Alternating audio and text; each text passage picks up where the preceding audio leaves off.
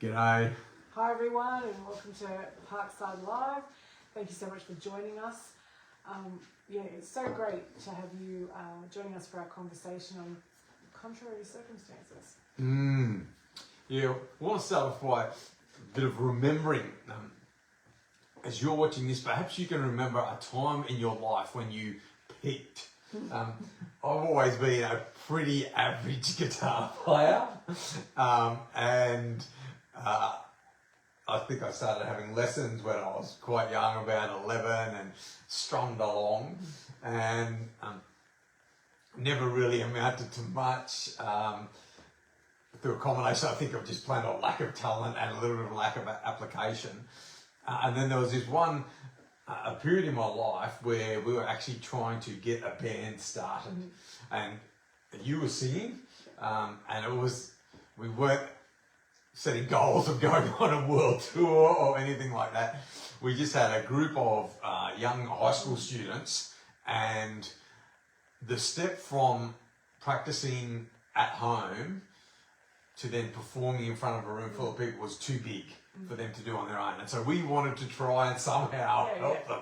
And so under your wise leadership, we got the crew together and the band started to play, and we got to the point where we actually had a couple of drummers we could rotate in and out, a couple of guitarists. We actually had a friend who provided just some incredible lead guitar playing and effects. Hello, Patrick, if you're watching. My role was to play bass, and I've never been much of a bass player, and we had a fairly short set list, probably maybe 10 songs that we would just rotate through. I got to a point where I was able to improvise a bit of a walking bass line going up and down, and I remember listening to everything, thinking, I'm a part of this. This is the peak of my musical career, standing there with a couple of teenagers under your wise guides. I'm thinking, this is as good as it's going to get for me. That was my peak of my musical career. As you move through your life, it's helpful to sometimes think about when you peaked. For some of you watching this, your peak is something you're moving towards, you're aiming to hit. For others of you, your peak is maybe something that you can see in the rearview mirror. Do you have a moment of peaking that you perhaps would come to mind? Well, it's funny because when we had an earlier conversation, you kind of used a sport thing, and now you're using music. I actually had a music one, but I'm sure your musical peak is considerably higher than mine. Well, maybe, but I was thinking about a sport one actually. Oh, really? Well, I played netball for a long time. And I was involved in a team that won every game we played in the whole year, and then the grand final. That's pretty impressive. So we never lost a game, and we won. And I think it's amazing because now I'm not into sport, but netball, and people thought that we would go to state, then national and further championships. But that was the peak for me. Yeah, but that's still pretty good. Yeah. Won everything, yeah. And you may have seen the T-shirt that's getting around, and it just has the saying, the older I get, the better I was. Perhaps you've been the person telling those stories about how good you used to be. Maybe you've been caught in a moment where you've had to listen to someone tell how good they were once back in the day. It's easy to remember your peak and to think of that as the ideal point in your life, to look back. But we're talking about a life that is looking forward to some kind of future. And so how does that past peak relate to the future that we want to see, that we want to live out and we want to build? As we so often do, we're going to draw some inspiration from the scriptures. And this is actually an ancient prayer. It's a prayer written by someone by the name of Habakkuk, which is quite a mouthful. But he wrote this prayer at a point in time where his whole community was collapsing, was being invaded by different groups, and invasion after invasion, where some of the beautiful buildings were collapsing. And depending on where you are, you may be looking around at your culture, the culture that you're experiencing, and seeing some of the key institutions in that culture actually not living up to the standards that they once had. Maybe government institutions, maybe other trusted institutions. Maybe it's just a general, what can we even trust anymore? Yep. But in this, he reflects back on a peak. And the prayer actually starts off like this. I'm reading from Habakkuk chapter 3 here, and it just says this. It says, I've heard all about you, and he's talking to God here, so it's a prayer, right? I am filled with awe by your amazing works. In this time of our deep need, help us again as you did in years gone by. And in your anger, remember your mercy. And so, in other translations, this prayer is actually about, I've heard about. My ancestors have told me about. And sometimes, as a society, we can say, oh, you know, our country was better back in this time. We might say, oh, remember our family was better back in this time. Or whatever organisation you're involved in. Perhaps you've only heard someone else tell of how good things were and you think, that was the time. And when we're saying to see things collapse, it really raises the question, well, what are we going to build the future on? Another question is, what am I going to put my energy in? What am I going to put trust in to get this done? As you seek to build the future of your life, where are you drawing the energy for that from? As a mum, your days are filled with trying to impart a hope for a future. And some of our kids are still at the stage where it's not just a hope, you're actually training character traits, where you're trying to impart skills that will help these growing humans to become something, someone in the future. Where do you draw the energy for that? Sometimes I feel like I don't have any energy for that. Yeah, it's true. Especially when a good night's sleep is not had. But for me, I go like Habakkuk to God and go, I can't do this on my own. I need strength and energy. But I also there are people who have gone before me who have done this, not necessarily in my own family, but there are writers who I've come to know and love, who I can look to and go, what are they suggesting and saying, and so I can draw inspiration and strength from them and ideas of how to move forward and what to do in a certain situation. Yeah. As you're looking ahead to the future, that may be this week, that may be a 10 or 20 year future, where is it that you are drawing energy from? We can draw energy from lots of different places. I have a few business mentors that I draw inspiration and tactical skills from. It's very helpful. When I'm training, I've got to keep fit. I want to still be able to move. And so there's actually one guy that I refer to and I go, I'm going to check in with this person before. And that's actually changed for me over the years. I've had people that I have drawn fitness direction from and energy from over the years. You're talking about people who've gone ahead and been able to ask them those questions. There are lots of helpful things. But when we put our trust in someone or something, we want to make sure that that is trustworthy. If I'm saying, well, I'm building my future off my own abilities and skills, I think that is a powerful thing. Because the first thing that you're doing is saying, okay, I am stepping out of being passive. I'm going to take some kind of action, whatever that may be. However big you might feel that first step is, however small. And I think that is powerful, that we are people who are meant to move and to grow and to develop. That looks very different for each of us. For some of us, the first move might be $1 million move. For others, it might be a $1 move. But it's that move that matters. But if all I'm doing is relying on me, I'm actually limiting the kind of future that I can build, because I can only build something within my capabilities. And if we want to actually see a new future come into being, a future that actually impacts the world beyond us, and that may be at a family level, one person, I've seen one person try and change a family structure, they can bring about change, but often it's a very destructive change because it means overriding relationships, it means overriding other people's opinions. If I'm going to try and impact my community, there's a bigger resource than just me. And what we see in this prayer is that this guy says, I'm going to draw energy from a source bigger than me.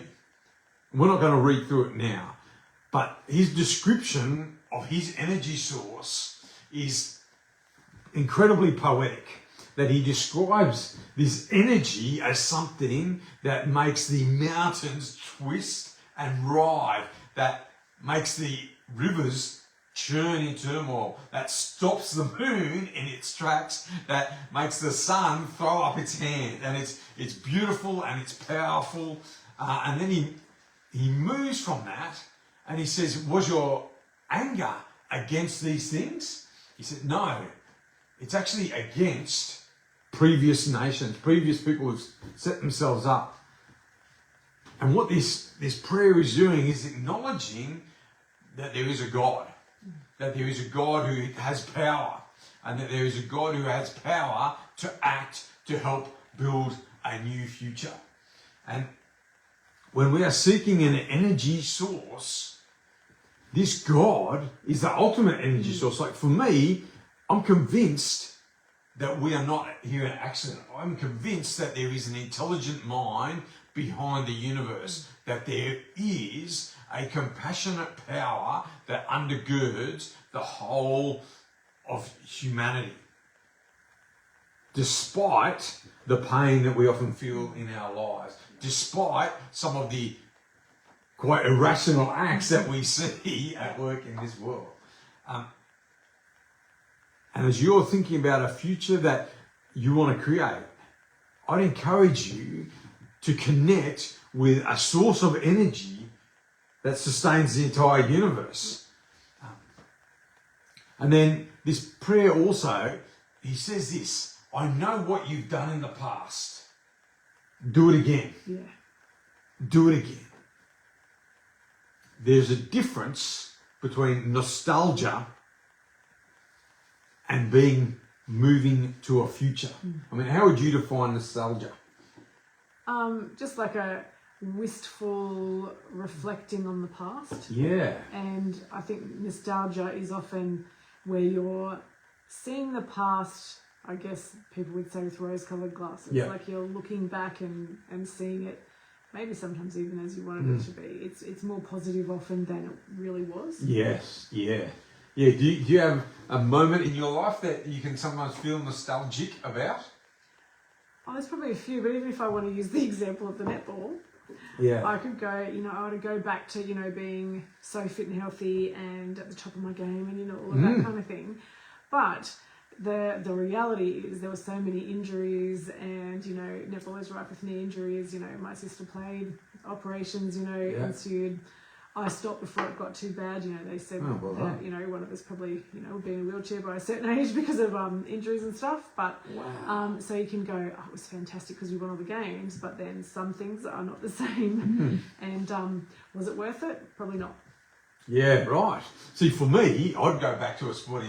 There was a time in my life when I was playing rugby union for a few different teams, and there was a lot of layers to that. But it's a time that I still look back on and I enjoyed. I enjoyed the physical expression, the contest between myself and someone else. Yep. I enjoyed the connection between those I was in that sporting team with.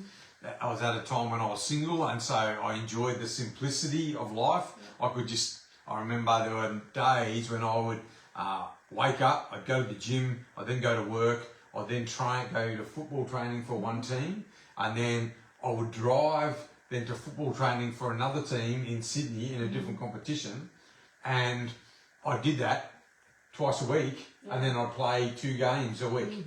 And It was a simple thing, and I can look back on that, and it's certainly not part of my life now, but there were so many good things. And different to you, I didn't really pick up any injuries that I haven't been able to work through. And as you're watching this, perhaps you have a moment of your life that you are nostalgic about, whether or not you see the positives and negatives, whether or not there actually was. Like sometimes this was a good moment.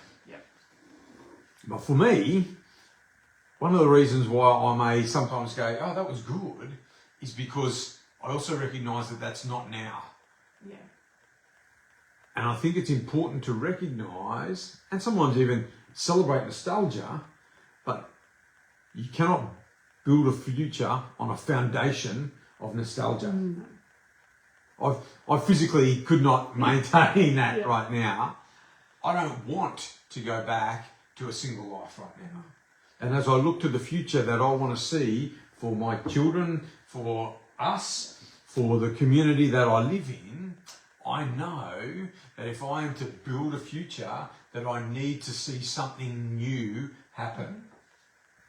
That those old things I've got to let go. And as you're watching this right now, I encourage you to celebrate those moments in your life, those moments of nostalgia. And ask, what is my future? And whether you are at the start, and you may be watching this and thinking, after this, I'm going to finish university or college, I'm going to build a future there. You may be someone who's in midlife, you may be towards the end of your life. We're never too late to build a future. We are never too late to see the world change. And this ancient prayer is in the middle of a crumbling civilization, and it is in that moment that he says, God, do it again. And then the question that we ask ourselves is, what is the change that needs to happen in me in order to see a new future?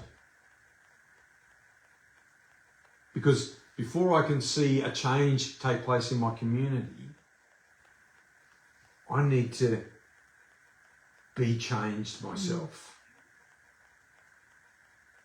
And as you consider the future that you want, what level of change are you willing to engage in on a personal level? There's a famous cliche that sometimes people utter. Einstein, the definition of insanity is doing the same thing with expecting a different result. And there's this statement here, and he says, do this again, as someone standing in the middle of a crumbling civilization. What is the level of change that you are prepared to experience in order to see a new future come into being? And see, right here, we see at the end of this prayer, he says this,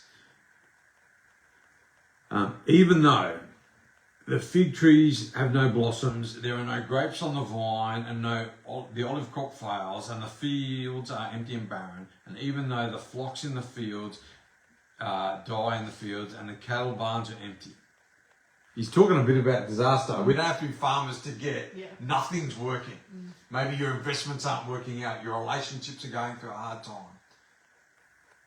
This is a prayer for a new future, for a community of people. And yet he makes this declaration. He says, I will praise God. Because building a future means taking a first step. We've discussed that you cannot build a future on a foundation of nostalgia. But the impact that we want to see in the world has a timeline. And when we want to see a change in this world, sometimes that is bigger than our lives. There's another part in the scriptures, and it talks about people who had died not yet receiving what they had hoped for. There's another saying that says it is a wise and generous person who plants trees that their children will sit under the shade of. And I like that because it connects us all. The decisions that I make affect you, affect our kids. But strangely, they'll affect our grandkids. Kids that I have not even seen yet.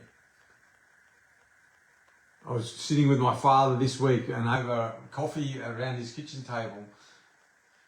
The decisions that he made in his life affect me, affect you, affect our kids, and he's getting to the stage in his life I don't think he's going to see his great grandkids, but his decisions will affect them.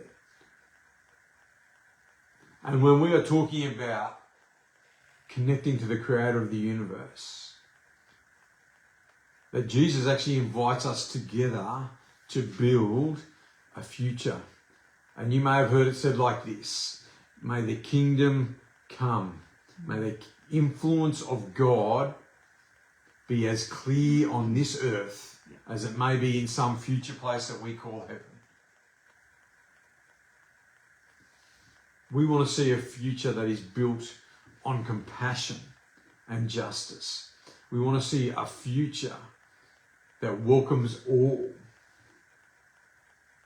into the love of God. And whether that's in the collapse of a community that we see here, or when Jesus stepped into this world, he was actually rejected by the powers and the structures of that. And yet I sit here today, we sit here today, because even though there was not a response that changed the world, millions have made the decision that that community of compassion and justice, the community that's connected to the creator of the world, is a future that they want to build. What future are you seeking? As you've watched this, perhaps you may feel that somehow you've had a moment of connection with the creator of the universe, that there is a spark of hope within you that has responded when we've talked about building a new future, a future based on compassion and justice, a future deeply connected with the creator of the universe. We want to offer you an opportunity right now to take just a small step in building that future and to simply say, Jesus, I give you my life. I give you my plans for the future. Give me your life. I want to see this community of compassion and justice, this community of people connected to you. I want to see that spread. And if that's your choice, then pray with us right now. Jesus, I give you my life. Give me your life. Jesus, I give you my life. Give me your life. And if that's a decision, we would love to support you on the next step in that exploration and growth. Please drop us a comment or a direct message. If you're coming through Southwest Sydney, we'd love you to join us and other friends around this table. Thanks for tuning in. Bye.